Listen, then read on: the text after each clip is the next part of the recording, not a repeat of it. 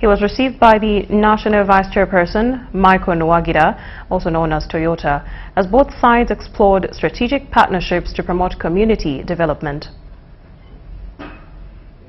The Prime Minister of Toro Kingdom, Calvin Armstrong Romire Akiki, has visited the Patriotic League of Uganda headquarters in Naguru, Kampala, on what both parties describes as a benchmarking and partnership engagement.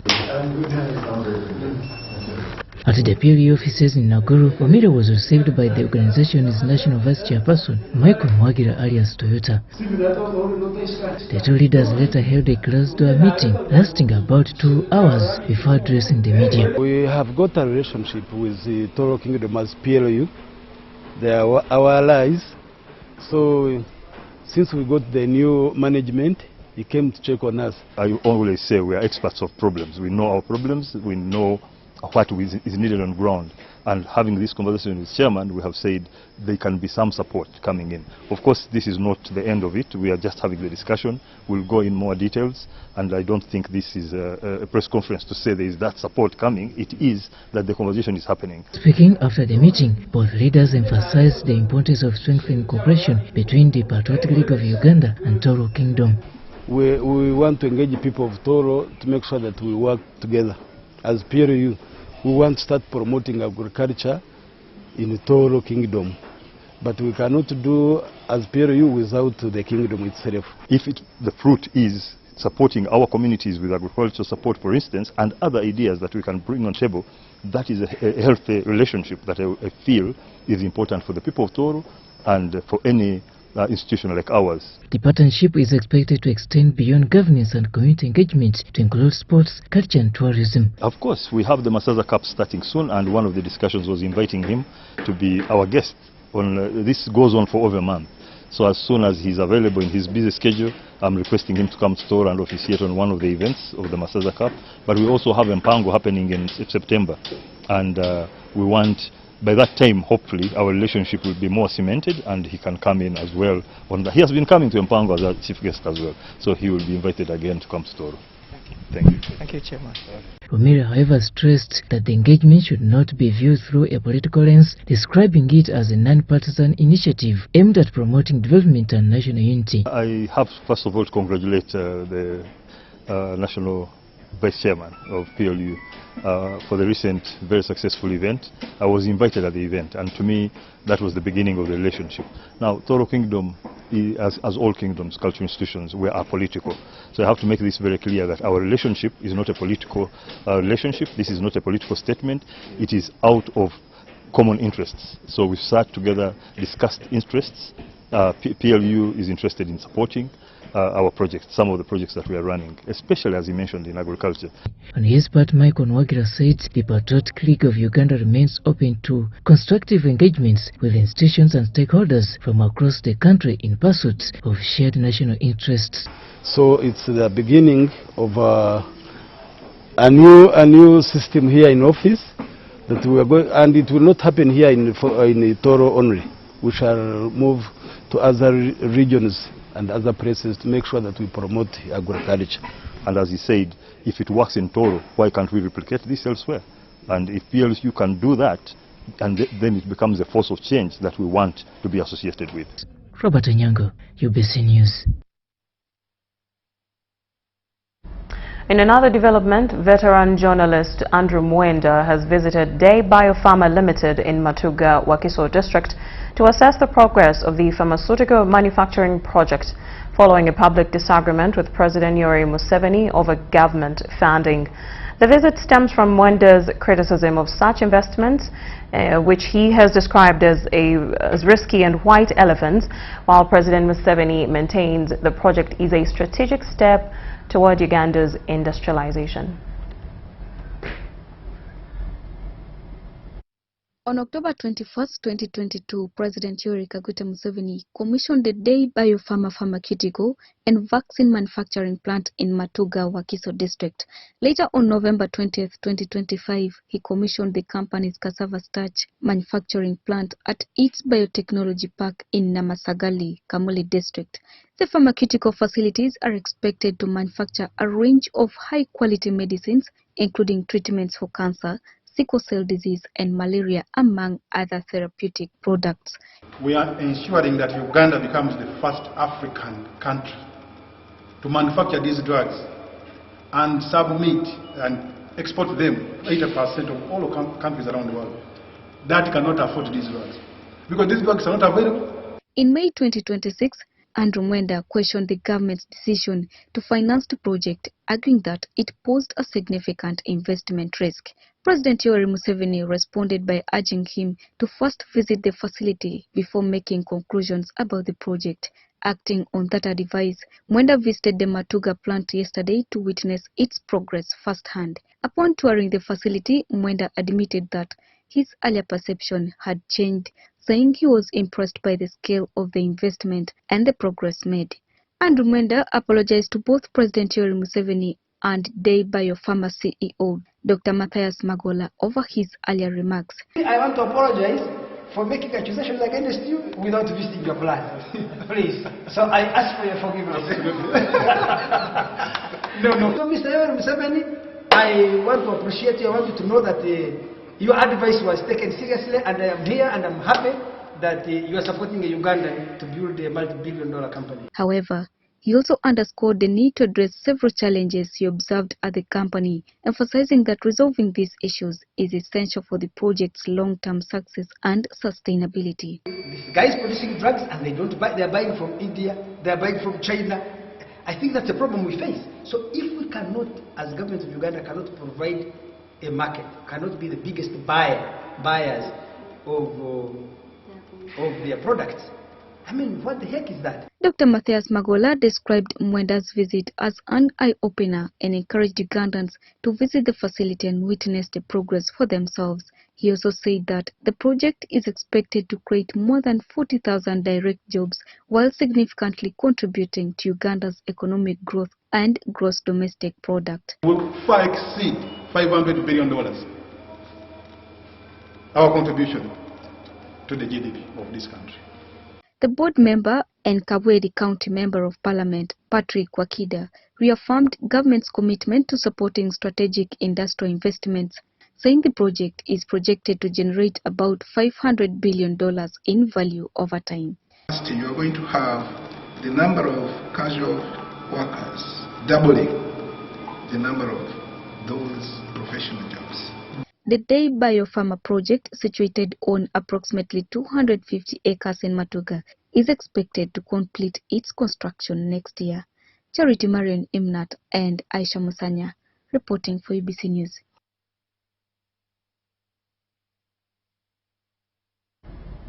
In Lamwo district, authorities have issued a strict ultimatum to all technocrats commuting from Kitgum, ordering them to relocate and reside within the district by end of this month or face disciplinary action.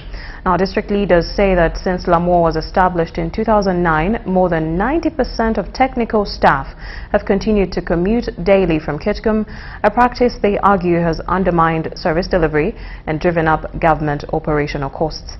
Effective July 1st, 2026, the district administration warns that any officer found using a government vehicle to commute from Kitgum to Lamwo will be immediately interdicted. We have a report. During an impromptu visit to Lamwo district headquarters, the Member of Parliament for Lamwo County, Johnson Keze Kianyeko, raised concern over the long-standing practice of district technocrats commuting from Kitgum municipality for nearly 17 years. So, we're merely from 1st of July because public standing was they chopped the town. They chopped the town when the year.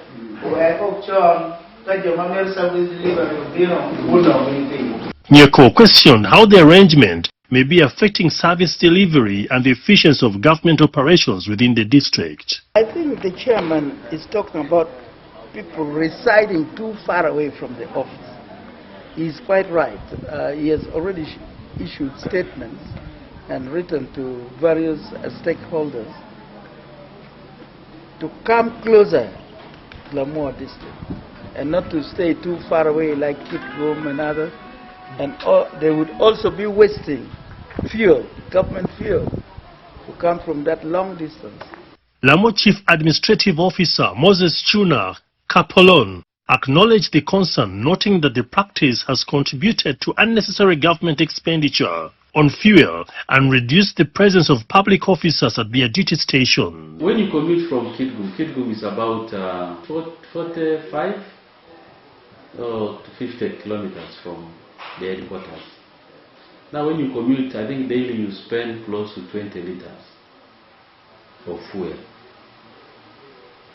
And it must be that is fuel which is meant for activities.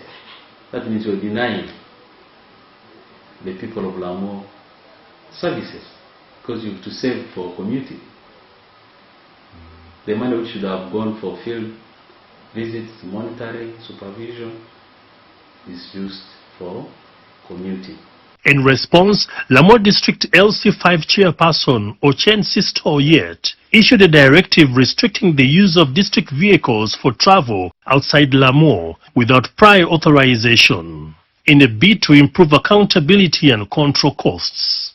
Our vehicles, which they should have used for going to the field to do their duties, they use it for carrying this technical staff from outside the district to come and work. And this has led to late coming, this has led to absenteeism, and some has gone as far as absconding duties for a week, for 2 weeks, because they could not get the transport for coming to work. So I've written this for the implementation of the security. I want them to stop all the vehicles from coming and going outside the district. The Chief Administrative Officer reiterated the administration's commitment to enforcing the new directive, saying it is aimed at strengthening accountability and improving service delivery across the district. So it is purely to reduce wastage, but also to make human resource available in the district. This district has been here for the last 15 years. And we still have staff, actually about 80% or 90%, residing in Kitgum and commuting daily.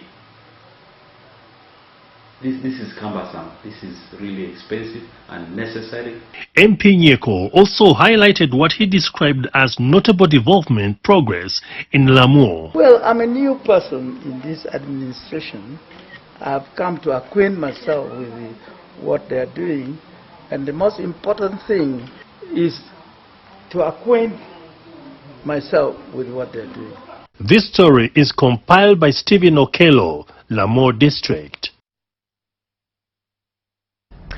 The Vitiligo Association of Uganda has called for greater public awareness to help end the stigma and discrimination faced by people living with vitiligo. The appeal was made during the commemoration of World Vitiligo Day in Kampala, where health experts and patients also urged the government to strengthen nationwide awareness campaigns and improve access to specialized care.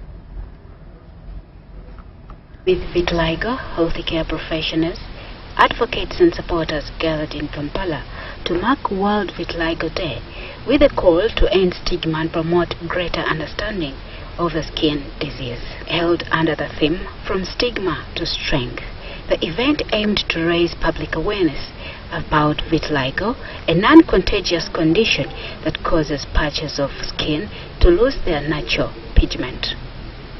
Dermatologist Dr. Modu Abdulatif said many people living with vitiligo continue to experience stigma, discrimination and physiological distress due to widespread misconceptions about the condition. From autoimmunity, the immune system fighting itself.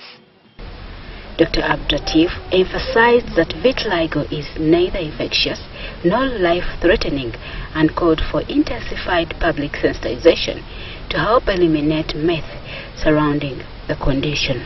If detected early, it can be managed. However, if it is erythrodermic means covering most of your body, it's difficult to manage.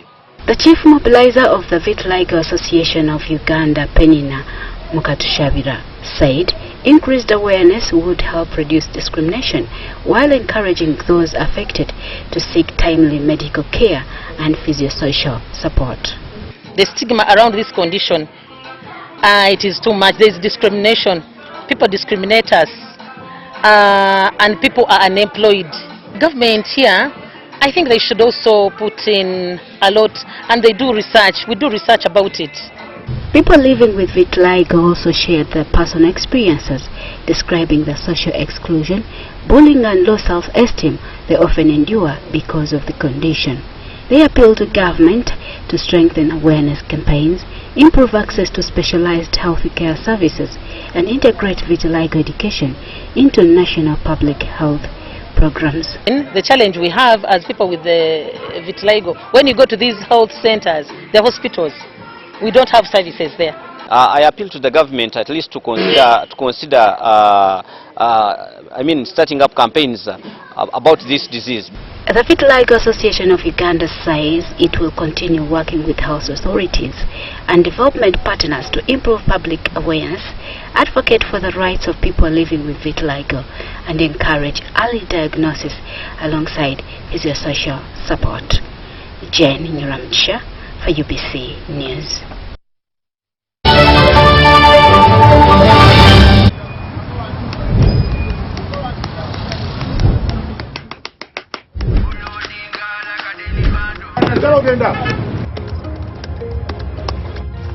And that's it for today. Till the next episode.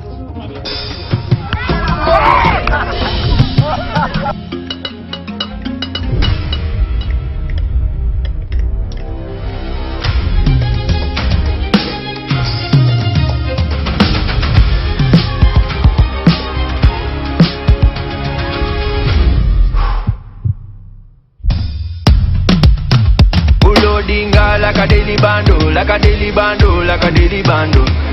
Omuliro nguwulira muli mumutima kukankana like drums. Kalakata, kalakata, enendungu ya kusabula. Mikono tu, free of fire, free of fire, free of fire.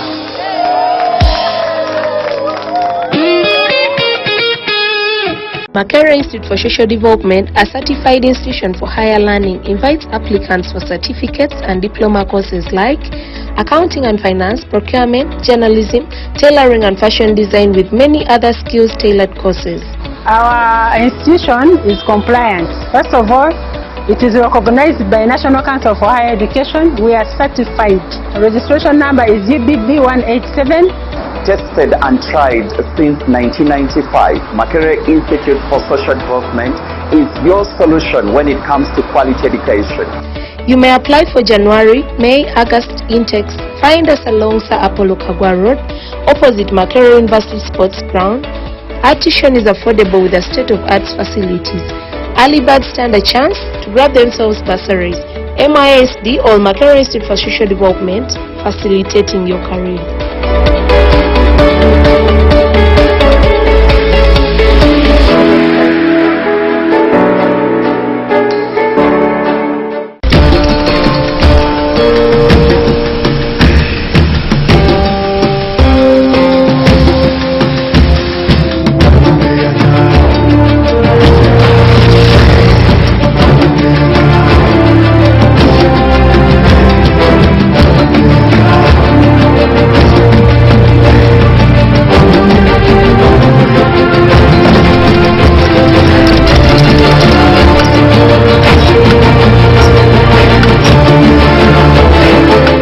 Introducing the all-new Roofing's TMX 500C rebars with cut and bend surfaces. Roofing's, strength of a nation. In a fast-moving world, why are we still stuck with paperwork? Signing here, stamping there, moving from office to office. It's exhausting. Now, there's a better way. With UGPass, you can securely prove your identity, sign documents, and access government services anytime, anywhere. No delays, no stress. Everything is instant, safe, secure, and government-backed. UGPass, your identity secured. Available in the Apple App Store and Google Play Store. UGPass is a product of Nita Uganda. Digging is good, but I have a wrong way to go. Katoto, do you need money?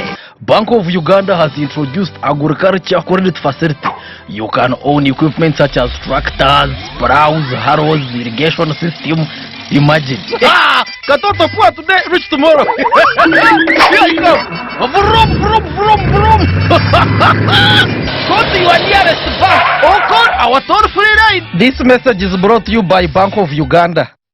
Welcome to Ingiko, the global brand delivering quality, innovation and performance for professionals and homeowners. Discover our latest range of products that we deal in like power tools, hand tools, PPE, generators and general hardware items. Visit us at our different branches on 6th Street, Industrial Area, Kampala Road next to Mapera House, Entebbe Road opposite Housing Finance Bank.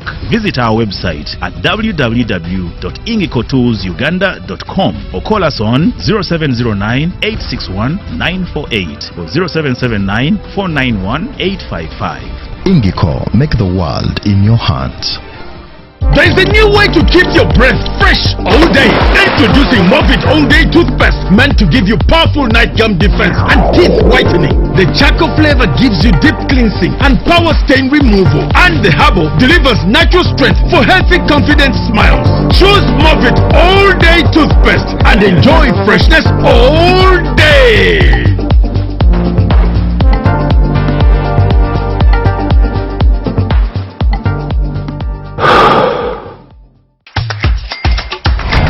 Widi Isabella. I'm studying from Villa Maria School of Nursing. I've won a school fees with the MTN Momo. This school fees you win for a full year, which I'm very happy for it. I thank MTN Momo for helping me in paying my school fees. We've paid all the fees for the year. Thank you very much, because on Wednesday, the principal told me, look for my man and bring my man. I told her, no, I don't have man, and you have to wait until I get the money. But when I left our office at 3, they called me that you've won the money from Momo. I said, how does it happen? As long as you pay school fees using Momo, you stand a chance to win school fees for a year. Dial *165 *80# to win school fees for a year and more.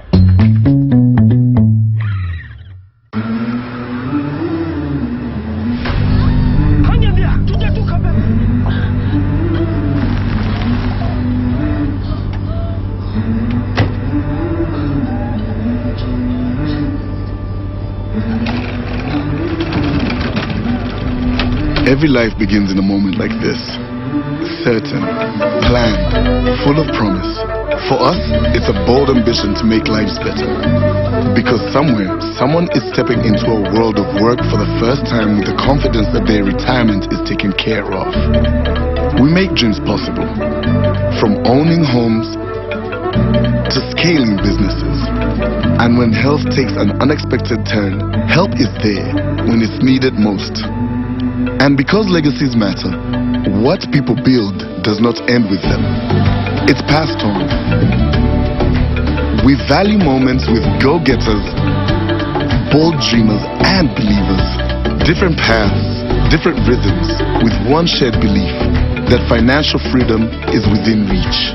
For 40 years, we've made lives better and fueled Uganda's economy. Through careful investment, we have supported businesses, created jobs, and backed our nation. To us, it's more than saving. It's believing in effort, in patience, in possibility. It's making lives better. We believe in you, in us, and in Uganda.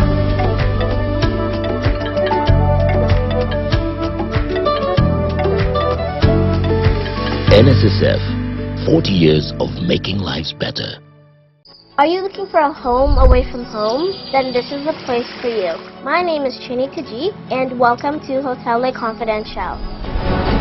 With 84 comfortable rooms where you can relax and feel safe. Each room has a lovely view of green vegetation, Wi-Fi, air conditioning, and a tasty breakfast.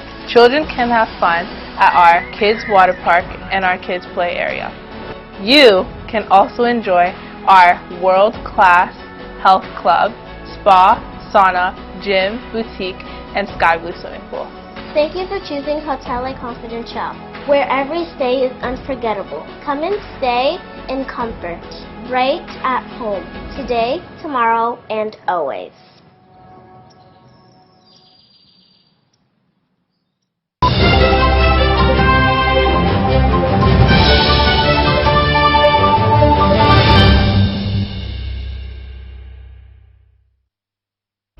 And now in sports news, in exactly 26 days, the 2026 Commonwealth Games will officially begin in Glasgow, Scotland, starting July 23rd, 2026 till August 2nd, 2026.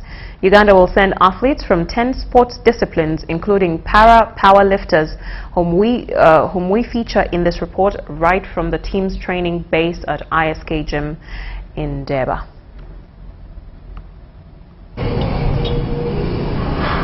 Powerlifting returns to the Commonwealth Games for consecutive years, but for this 2026 edition with a bigger and better representation of 3 athletes, 2 of whom are women.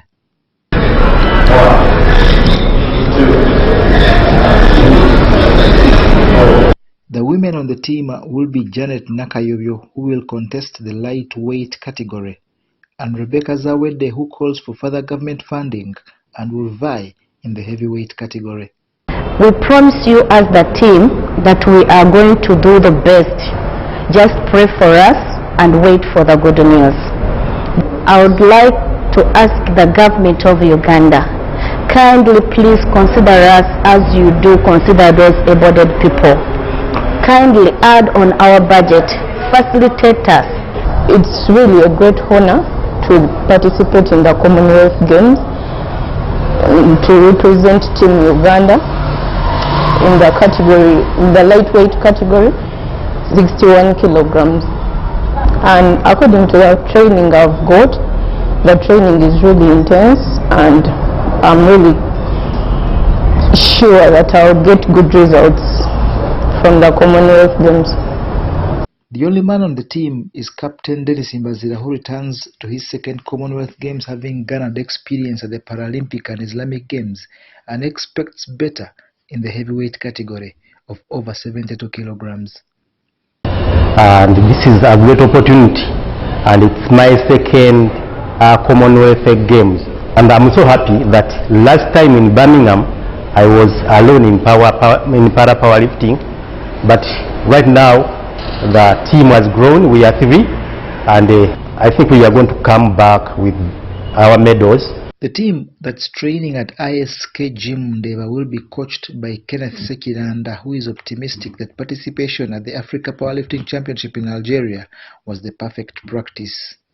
My team is ready. They are well prepared. We have got enough time to do enough training. We've got enough time to do trials. Recently we've been in Oran, Algeria. Our performance was very good. We came back with medals, and I'm very sure and convinced with my team that this time we are going to come back with our Commonwealth medals. The theme of the Games is More in Common, which celebrates inclusivity, shared values and community connections across the 3,000 athletes expected from 74 nations, at least 55 of whom will be Ugandan. The Games are also heavily focused on 4 strategic story of change pillars headlined by an inclusive Games where everyone belongs, a greener sustainable Games, a welcoming city, and a financial responsibility.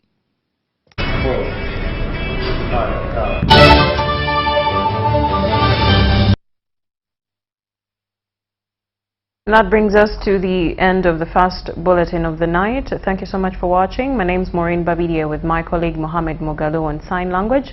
We'll see you back here at 10 p.m. But for now, enjoy the business roundup.